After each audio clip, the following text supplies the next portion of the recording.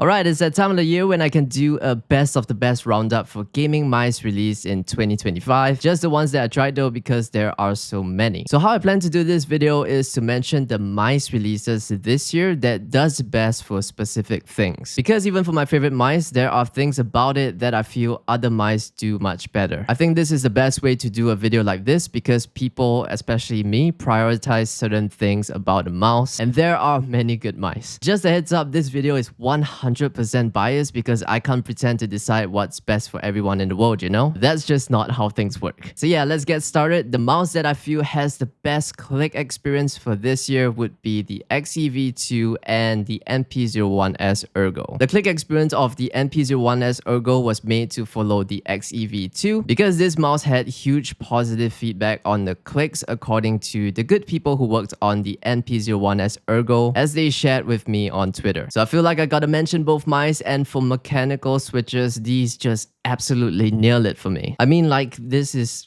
oh, and this... ooh la la.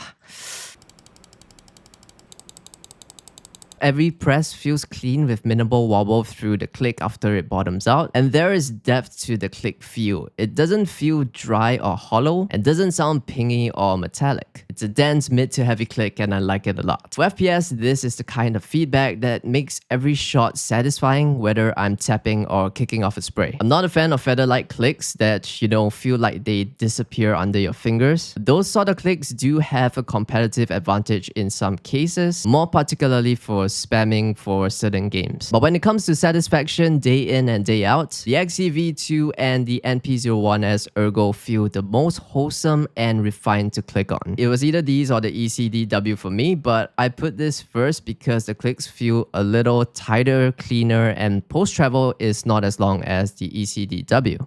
Next, we can talk about the coating. Razer's smooth touch coating that they have for the DeathAdder V4 Pro and the Viper V3 Pro as well is still the best for me. They both have that fine texture where my grip stays consistent even when my hands start to sweat, and they never feel sticky or chalky. Of course, there is no one coating that will make every gamer happy, but I think for matte coating for a gaming mouse, they got a recipe that I believe would work well for a majority of people, and I enjoyed this one very much. For side buttons, I gotta give it to the DeathAdder V4 Pro. These are very well fitted into the build, and the size and shape of the buttons are just great. I love large side buttons. How it feels to click, it's got good firm definition, good feedback, almost zero pre and post travel, and neither too light nor too heavy. Every press feels deliberate, no mush, no accidental hits, and they reset quickly enough that it makes spamming feel good as well. And now for the scrolling experience, the Zowie EC3-DW is the top for me. First, the scroll wheel design. It's got thick rubber tracks that is unique to Zowie mice. They provide an excellent level of grip and gives you a good sense of feel on the wheel when you place your finger on it. Also, it's a pattern so thick that it's gonna last so much longer than those scroll wheels that have very fine rubber lines. You know, like the one on the Superlight 2 and many Pulsar's mice on their main lineup. Those are the kind of wheels that can wear down pretty quick if you use the scroll wheel a lot. So scrolling on the EC3-DW, every step feels very defined. You can quickly scroll through steps to the exact count that you want very easily. And the EC3-DW scroll wheel in particular, feedback from scrolling feels... I'd say the tactile bumps are very distinct. I believe in my review I said it's like someone knocking on the other side of a window, and this is the only mouse that gives such a sensation. So I find it very interesting, and it stood out the most in a very positive way for me. Aside from how it sounds, how it feels is excellent for gaming. For scroll clicks, you know, I click my scroll wheel a ton in-game and off-game. Lots of double clicking as well, and after going through so many mice this year, the scroll clicking on the DeathAdder V4 Pro is the best to me. In my review, I mentioned that I love how it's neither too hard nor too soft to click. It's got good tactility and feedback without having to strain my finger, especially when double clicking. So when you click down and when it resets, both feel very nice to me, and this is one that feels good to spam. Best stock skates to me are the ones that Razer use for their top tier models, being the DeathAdder V4 Pro and the Viper V3 Pro as well. It doesn't have anything fancy like a foam layer and stuff. I can't say that it's the best skates in the world, look, but you know, as the default that comes fitted on the mouse. The glide has decent speed and control after breaking in, and it doesn't take too long. Not as long as what Logitech put on the Superlight 2. And these last a rather long time too, which is perfect because mass consumer brand, there will be lots of users who would probably never remove the skates. For best design, the ARYE RCC1 takes the cake. It's clean, it's futuristic, and feels modern without trying too hard. Definitely looks like something that is a little ahead of our time, but still something that people will be comfortable using. It is a very good looking mouse and has a shape that not many brands explore. The Orbital Pathfinder is probably the most innovative thing that I think we will see in a while. It's a concept for a mouse that is very hard to make in theory, but they actually made it work. So you got a modular design, the first of its kind, and up-to-date internals that top-of-the-line mice have today. It's the kind of release that diversifies the product market offering, which is rare to see. You know, especially for a new brand, because so many startup brands kick off their business by cloning popular mice. Whereas the Pathfinder is engineered from scratch, and for a team that started from little to bring this ambitious idea to life, it is very impressive work. The fact that you can 3D print parts at home for this one is just...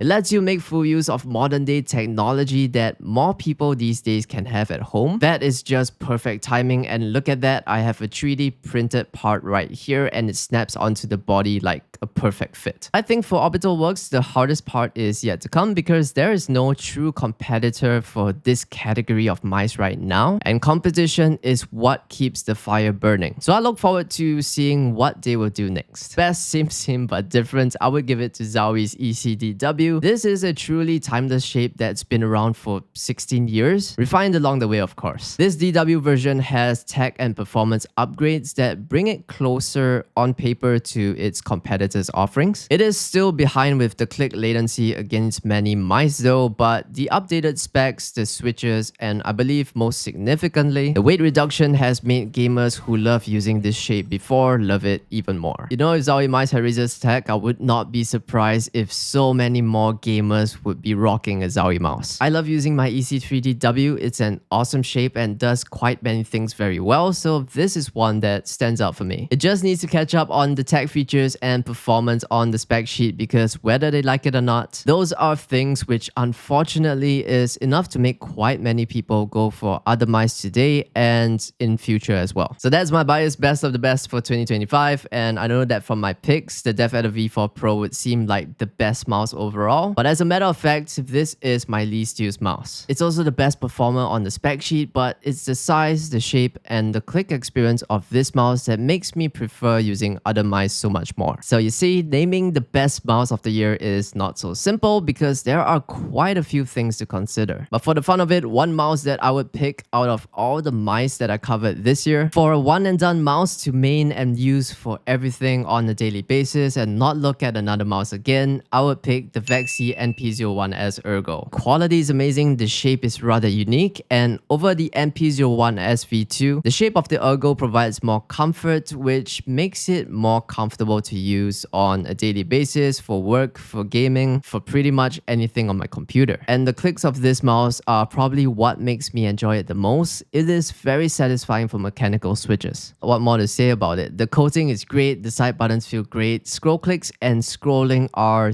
decent for me, but I feel those are the weakest points of interaction on this mouse. And then there's the battery life, which I see being a concern for lots of people, but it's not so much of a deal breaker for me. So that's that. And if I had to pick up top three, first would be the NP01S Ergo, followed by the Zowie EC3-DW, and third for me would be the G-Wolf's Fenrir ASIM. It's a wonderful shape and I have so much fun using this mouse. This is the one mouse this year that made me want to use the fingertip grip style more, which is not something that happens often, if not at all. Okay, so that's my wrap up for Gaming Mice this year. I think this sort of video can be improved more with the next one. I will look into it when I have more time, but this is what I have on my mind for now. As always, thank you all so much for watching. If you enjoyed the video or found it helpful in any way, please leave a like and subscribe to support my channel. And I guess I'll see you in the next one.